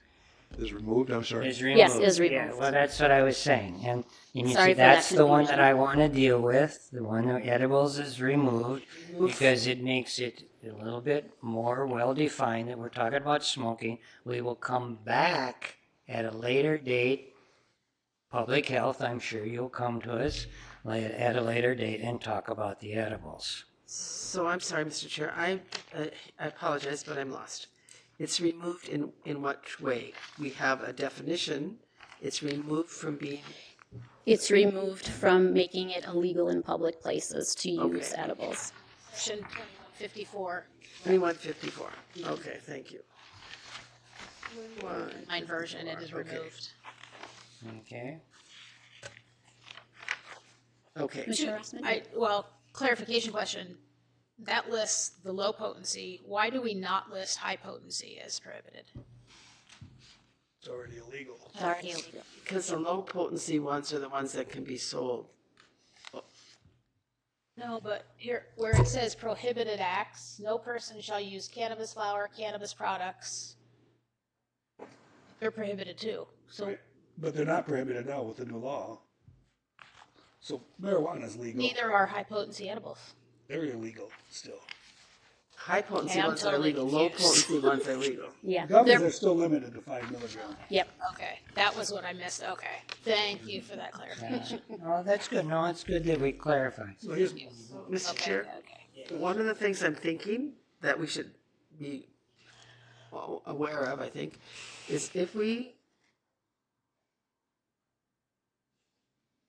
taken low potency hemp products or low potency hemp products will be able to be sold. They're not being prohibited. Correct. So the beverages that contain a low amount of cannabis the bars will continue to be able to sell, the brewers will continue to be able to make. Correct. That is legal under state And it's law. legal under Yep. state law. Okay. I jump into about, I don't even want to get in really into the sales aspect, keeping in mind this is really focused on use. Well, yes, except that where there would be objection is if I own a brewery and I make low, and now I can't sell them, and we have brewers here in town who do that. Right. Then we would have public opposition Right. to our ordinance Yes. because of the impact that would have on their business. Right. No, we had an internal discussion on that point. We were in agreement that this, like, for example, I want to say Little Thistle Brewery brews a THC infused beer. Right. That yes, that would still be legal. It's a lower It'll potency. still be legal. Right. Hemp edible. Okay. Falls into that category. Yep. Yes. Okay. All right.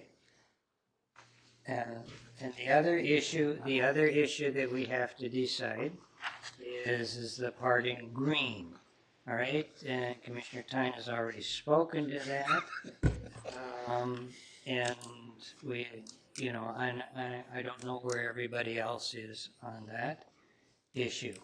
All right, so what I'm going to propose is that first of all, we make a motion to accept the ordinance, the revised ordinance, which does not have the gummies in it, the edibles in it, and then accept an amendment to strike. Yeah, I assume that Commissioner Tyne would make the motion to strike Red Panda. what's the red panda, yeah, what's in the green. All right, and then we would vote on the. So you want a motion, a second, and a friendly amendment to see whether it's accepted. Friendly amendment or an amendment, whichever one you want to do. Red Panda. So I think All right, maybe would that be Commissioner acceptable? Sendrum would like to make the motion since he's done all this background Sure. work. Mr. Chair, But he- I I think what he may- wants I may be, is a motion. Commissioner to- Klein, or Tyne and I may have it thinking, like, my view is this, and I was just trying to write a motion, or at least a new language to this, but my view is that we're going to have people in apartments. There's going to be, not unlike if you make a turkey dinner, there's going to be cannabis smoke moving through that building. People are going to complain about it because that's just the way people are. The sheriff's going to get a call. He's not going to like that, but he's going to have to go. We're going to get into a big argument about whether or not the vapor or the substance is being inhaled by a minor in many cases. And it just eliminates, I think, a lot of confusion, in my view, if we enact this at this point, prohibiting cannabis smoking in multifamily housing. And it's going to be invoked anyway in 2025. There's little chance, in my view, that that's going to change. If you're up there and if you've been involved in the legislature, there's not a lot of interest in bringing this back to the floor for more debate, because once you do, you open it up to every kind of amendment that you can think of, and that's not a popular or attractive thing if you're in the legislature and already got your work done. To bring it back to the floor is dangerous. But all that said is that I just think, and my understanding is we're already getting complaints from people in multi-housing units. That's what we heard yesterday. I haven't heard it personally. Health Department may know. And if that is the case, I think we're just anticipating a problem here that we already know about, and that we ought to take care of it on the onset rather than 2025. Anyway. So is that your motion? I can't put it into words, but that's my. Well, I mean, that's essentially, you're reinforcing what you've got written here, correct? No, what this says, it's prohibited on, this use is prohibited until March 1st, 25. I would strike March 20. It's just, use is prohibited, period. Well, once March 25, then it's prohibited by state. I set it up that way, just in anticipation Yeah. that basically state law as of that date was going to make it Yeah. illegal anyway, Right. so. But my motion would be to strike the date of March 1st, 25 and make it effective immediately. So then how about this? Is that a motion to accept the document as it's written, and then Commissioner Senjum, you're free to make an amendment to strike the March 2025 date. Mr. Chair, I'll move that we accept the draft ordinance and in preparation for our public hearing. All right, I have a motion. Do I have a second? It can be amended, friends. Second. All right, I have a second. Now. No, you want me to make that?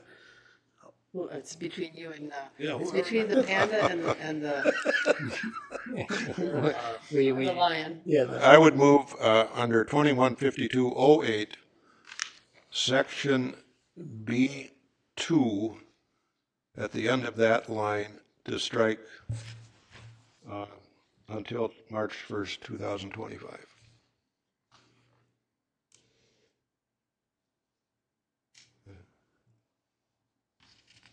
It appears it dies for the lack of a second.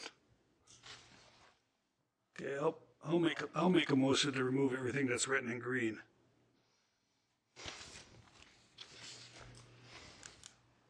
All right, so Commissioner Tyne, I just want to make sure for the record, being clear, everybody may not be aware of what's in green. Can Want me to read it? you just elaborate on that for the record? just elaborate and So the words, however, with respect to the use of cannabis products in multifamily housing buildings, including balconies and patios, pertinent thereto, use is prohibited until March. Okay, so I have first, here's where we are. We have a motion to approve the document for public hearing.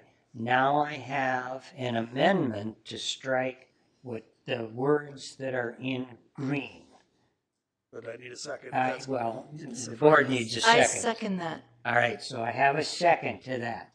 All right, now, do we want more comment on this, or have we talked enough? Does somebody else? Does anybody need clarification so you know exactly what we're talking about? Commissioner Ross? With the removal of that text, landlords may still choose to prohibit it in their private building.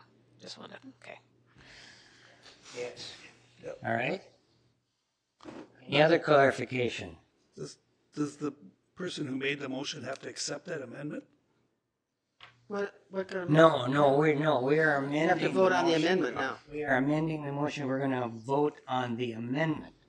We're gonna vote on your amendment to strike the green, and I have a second from Commissioner Podolsky Smith to go ahead and vote, and I'm just making sure that everybody is clarified what we're voting on. All right, so we're going to vote on Commissioner Tyne's amendment to strike the words that are in green on your sheet. All in favor say aye. Aye. Aye. All opposed say no. No. All right, the board chair says that the motion carries. Would anybody like a division of the House? Well, I just want to be clear here. Could you just poll the members so it's clear, just so the record's clear? We can we can ask for division of the House. Thank you very much. Always good to Here, have is there you. fairly good, is it okay to get just a little clarification on? Yes, go ahead. So, Mr. Chair, and maybe from the county attorney, striking this effectively allows then smoking in multifamily homes until such time, March of 2025 or any time earlier. Yes. It's conditional, remember, the way it's set up is the landlord then gets to decide whether it's allowed or not. Unless it's a federally subsidized. Unless it's a housing. federally subsidized multifamily unit. Yes, thank Okay. you for that clarification. So we shall poll, ask for a division of the House. All right? So we'll start down here. Commissioner Rossman? Aye. Aye. Aye. Aye. Aye. Nay. Aye. And I'm a nay. I misunderstood the first time. I'm a nay. All right, so it carries. All right, so that now we're going to go back to the original motion, which is Commissioner Cascaden's motion to accept the document and set the public hearing for our November 7th. Does anybody need any clarification? Mr. Chair, again, just in fairness to the group, you should know that on 215207, if it hasn't been mentioned already, the document that went out referred to a youth, and I have to read it, but a youth being 18 years old. Everything in this statute relating to marijuana is centered around 21 years of age. We moved that to 21, but you ought to know that because that's not what went out to the public. And I agree that that's an appropriate change, and I think that's one of those things. We carried over some things from the smoke-free workplace ordinance, and it was 18, you'll recall, before the T21 thing passed. So I think the 18 reference was a stray reference that was brought over from the smoke-free workplace ordinance, and everything that's focused on cannabis is on age 21. So age 21. Just wanted to say that that's entirely appropriate from the staff perspective. I just bring that up to clarify. No, that's fine. To be honest with you. So it's age 21. All right. Does anybody else need any clarification? I believe I wish to amend the motion. This is new territory for me. All right. So I would be more comfortable with 215207 public place under B, publicly owned property and an outdoor area, all the way to other recreational area, and there should be a period there as opposed to qualifying it with when in use by youth under the age of 21. I think it's stronger and stricter. All right. I just want to clarify. I need the clarification of what you're proposing. So I'm at 2152.07 public place, and you're on letter B, right? Right. Okay. So tell me again, what are you striking? Everything after the word area. All right. So you're striking when in use by youth under the age of 21. Right, because building on Commissioner Rossman's comment from before, the way it's phrased sounds as if I can do it if there's no youth around. And what I believe I'm proposing something that's a stronger language and stricter. So what you're proposing is I can't have it in a recreational area. Mr. Chair, I would second the amendment. Okay, so we have an amendment to strike the words when in use by youth under the age of 21 on section 2152.07 subsection B. All right, is there anybody that needs any clarification for that? I have a question. So Yes. me and a buddy, we go to Root River State Park and we decide to smoke pot and we gotta drive home. Now I'm committing a crime. I'm the only one out there. Mr. Chair, wouldn't it depend on whether, I'm not sure if the state of Minnesota has prohibited smoking in their parks. This would. Let's say our park. Say Oxbow Park. Well, Yeah, let's say Oxbow this, Park, the southern park that's very rural. Red River Park. Zumbo. River. Zumbo Park. If you're on a lake, I don't know, that's the waters of the state of Minnesota. Does the state prohibit smoking in public parks? I don't know. Chairman of the Board, Commissioners, they do prohibit tobacco smoke in state parks.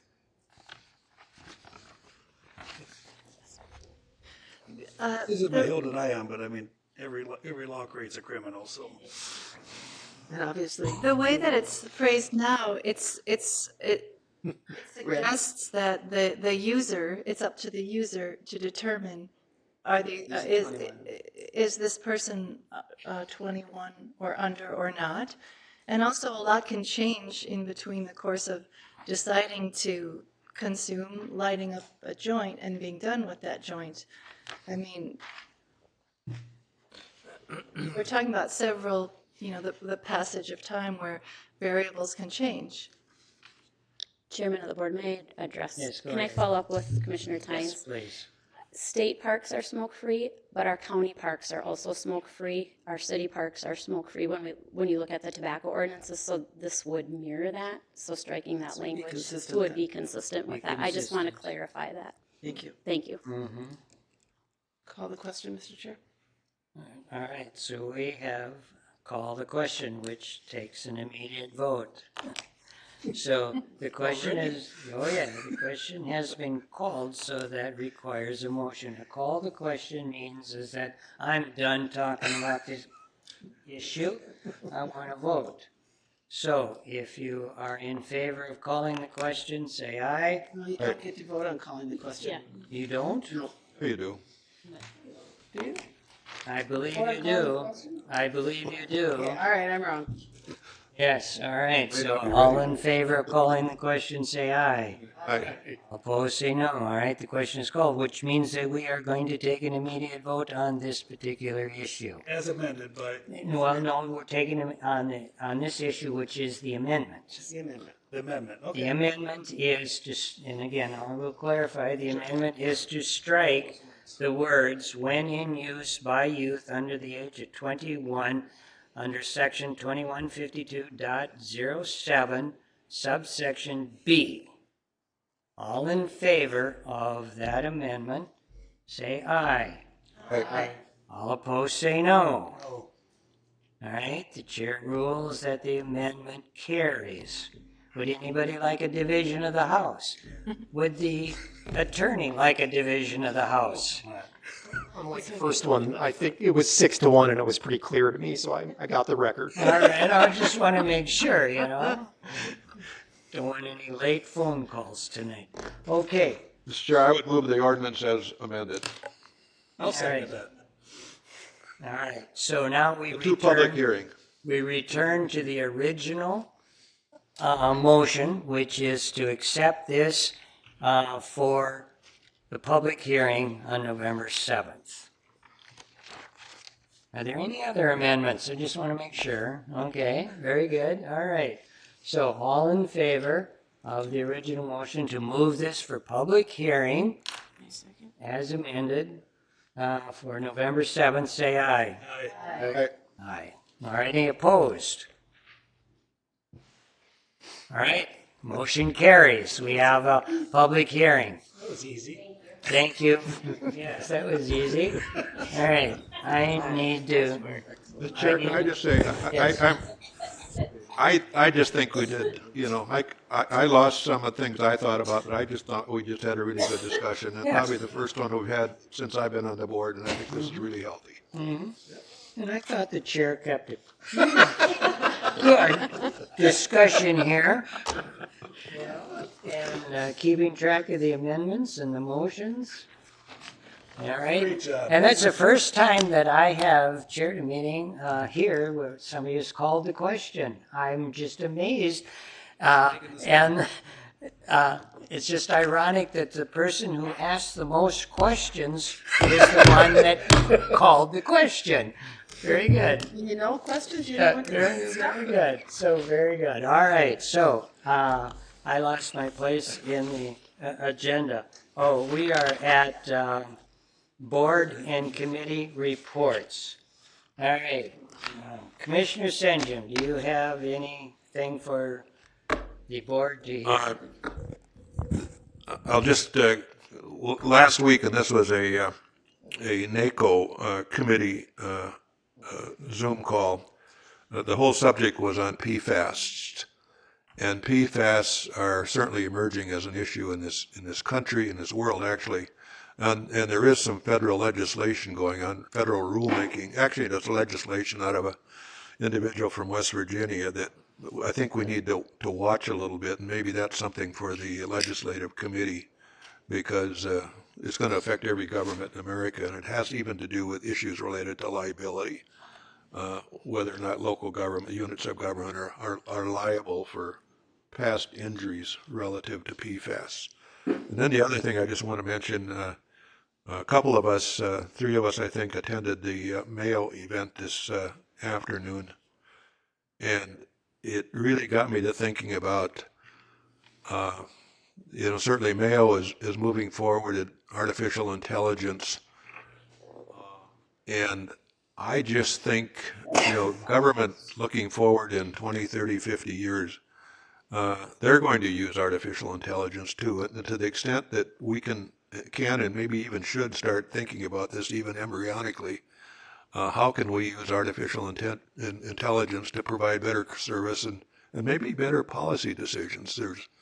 It's all revolved around data, as I understand it, but I just think it's something to think about in terms of the emerging approach to government in Olmsted County and probably everywhere.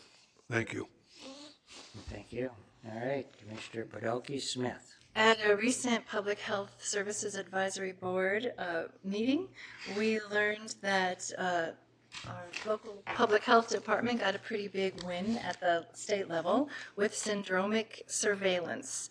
So with many years of lobbying and advocating at the state level, now the Olmsted County Public Health Department and Southeast Minnesota regionally will get bi-weekly updates from the Minnesota Department of Health in vital statistics and other key indicators, which is a huge improvement over what was sometimes months old, even years old data, which empowers, which gives the Public Health Department the ability to really perform at best practices, to be truly data driven, because the data is current, and so it gives them the opportunity to be even more responsive and immediate in their efforts to addressing data as it comes in. So congratulations and thank you for all that advocacy. It really paid off.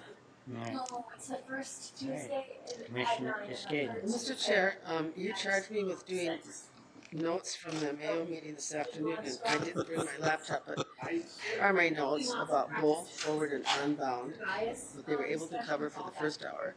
And let me just call out that what they really said was healthcare delivery is at a major transition point and a need for transformation.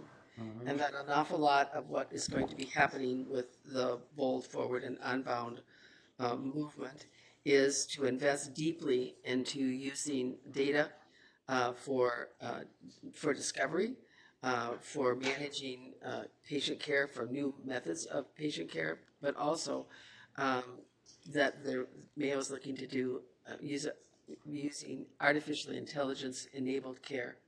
They talked about being a global health center based here, reaching out globally, using technology for predictive using data to predict health conditions, and also generatively for coming up with creative content and for treating. And they talked a lot about this creating a center for digital health, and they expect to have 1 billion patients across the globe, which is like amazing. It's hard to imagine. I didn't get to stay for all of the discussion, but I heard subsequently, briefly from Commissioner Tyne, that there was some amazing information shared at the DMC meeting, which maybe he will want to share more generally. But, you know, the goal is major disruption to healthcare. There's 42,000 employees there now.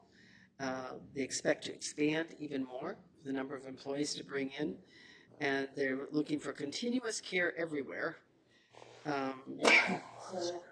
Economic growth commitments to Rochester, although, you know, we can question if our economic environment changes too much, our legislative environment changes too much, if that commitment will be retained. Which then moves us to legislative committee, which is working on the priorities that we will have moving forward, and obviously with some things on bonding and then some specific areas. But another area of transformation is the use of data and transformative use of data for health and human services. And we heard about that in our health committee as we were getting the can't think of what's our term of our measurements, how much we're trying to be data driven and use technology to streamline services for our clients as well. So anyway, it was an interesting day, and it's a lot about transformation, and a lot about data, and a lot about data driven learning. So Yeah, I just want to point out that my wife says that my intelligence is artificial, so I'm hoping that the Mayo Clinic's artificial intelligence is used much better than my own. Commissioner Tyne. I can't report much of what they reported to DMC because it's not released for public yet, so I don't want to steal their thunder. I was going to give a long report on the benefits of biomass, but in the interest of mental health of my colleagues, I'll pass. Thank you. I appreciate you thinking of us. Biomass were you thinking? Yeah, that's right. Thank you very much for thinking of us. Commissioner Mueller. No report. Thank you. Commissioner Rossman. And the chair has no report. Thank you very much. I'll make a motion to adjourn. All right, I have a motion to adjourn. I have a second. Second. We are adjourned. So is that also called manure? No, that was a good one. Presentation of meeting. Or do we have an acronym for that, like?